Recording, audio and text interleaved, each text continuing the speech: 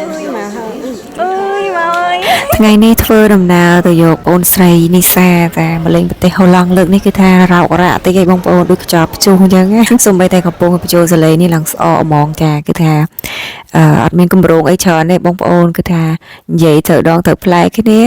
ហោះមកហូឡង់តែម្ដងហើយកុំភ្លេចរងចាំទស្សនាបែបវីដេអូខ្លីៗឯងបងប្អូននាងខ្ញុំអត់សូវបានថតមកនេះថតកាត់អញ្ចឹងណាមកលោកនេះគឺថាមានសកម្មភាព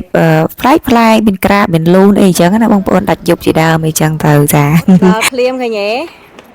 ចំណេញវលីមួយបាក់ឡើងប្រហោងមិនមានដឹងដល់ថ្នាក់ហ្នឹងណាមើលដាក់បាត់ហើយហ្នឹងដាច់ងាប់ មួយបាត់ហើយមិនខ្វែងចេះ មកដល់ហូឡង់ទាំងយប់គឺថាជូនដើរទាំងយប់តែម្ដងឥឡូវនេះម៉ោង11ណានៅខាងប្រទេសហូឡង់គឺថាមេឃអត់ទាន់ល្ងិតទេអ្នកបងប្អូនចាប៉ុន្តែមុននឹងយើងនាំគ្នាដើរលេងគឺយើងមកផ្ទះសិនចេញពីពលានយន្តហោះយើងមកផ្ទះចា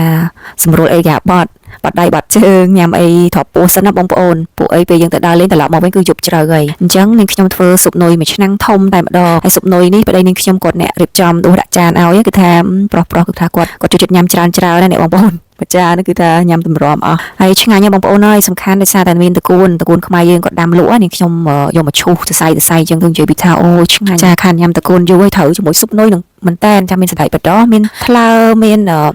មន់ចាមន់ស្វិតជើងហ្នឹងហើយនឹងនេះជ្រក់ជើងមន់ធ្វើទទួលបងអូនស្រីមកលើកណាក៏គាត់កំងដែរជ្រក់ជើងមន់ហ្នឹងចូលចិត្តណាស់នីសាគាត់ចូលចិត្តជ្រក់ជើងមន់ហើយនាងខ្ញុំនេះក៏ចូលចិត្តទៀតតែពិតញ៉ាំអត់អស់នេះបងប្អូនធ្វើនេះតាមចិត្តក្លៀនអញ្ចឹងណាខ្លួនឯងនេះក្លៀនទៀតធ្វើទុក2 3ថ្ងៃមុនឲ្យវាចូលជាតិទុកពេលយើងញ៉ាំយប់ឡើងផឹកតែកណាបអីអញ្ចឹងណាសិតនេះហត់អស់កម្លាំងឥឡូវម៉ោង9យប់ម៉ោង9យប់អត់ទាន់ល្ងិតទេណានៅក្រៅ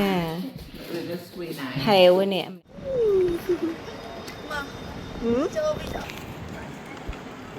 តើពីញ៉ាំអីរួចរាល់ហើយចាអត់បងអង្គយូរទេគឺយើងនាំគ្នាមកលេងទីក្រុងអ៊ុយត្រេសនៅជិតផ្ទះនាងខ្ញុំហ្នឹងចាដើរឲ្យស្រកពោះនៅទីក្រុងគេនេះហ្មងទៅហើយក៏ចង់បង្ហាញម៉ាក់នីសាឲ្យគាត់បានឃើញទីក្រុងនៅប្រទេសហូឡង់ចាយប់ឡើងមានសភាពបែបម៉េចអញ្ចឹងណាហើយនីសាគាត់ធ្លាប់មកទីក្រុងនេះម្ដងរួចមកហើយចាយប់ឡើងមានគេមានឯងភាគច្រើនយុវវ័យគាត់ដើរលេងយប់ច្រើនហើយយុវវ័យគេហ្នឹងខ្លះទៅក៏ផឹករៀងសវងដែរអញ្ចឹងណាបងប្អូនអញ្ចឹងនេះខ្ញុំអត់សូវហ៊ានថតមែនទេហើយនេះគឺជាព្រះវិហារ Church ល្បីឈ្មោះមួយដែរប្រចាំទីក្រុងអ៊ុយត្រេសចាឈ្មោះថាដុំណាឥឡូវនេះនាំពួកគាត់ដើរផ្សារមើលទីក្រុងគេរួចហើយក៏យើងនាំគ្នាថតរូបថតអីលេងចឹងទៅសំខាន់ខ្យល់ដេញទេបងប្អូនហើយខែក្តៅសោះហ្នឹងហើយខ្យល់យប់ឡើងយើងតិចចង់ឈឺដែរហ្នឹងណាអញ្ចឹងកុំភ្លេចមកលេងប្រទេសហូឡង់ចាត្រៀមឲ្យរវែងមកផង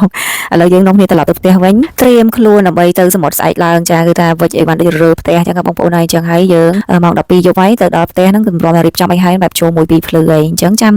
ទស្សនាទាំងអស់គ្នាចាសកម្មភាពទៅសមុទ្របែបសប្បាយអរគុណច្រើន នេះ បងនេសាទ ថ្ងៃនេះធ្វើអ្នកលក់គ្រឿងសមុទ្រមួយថ្ងៃហី អូយខំទីយត់ហត់ពីស្វេសមក សំខាន់ធំគេឡើង cute ឡើងស្អាតណែពណ៌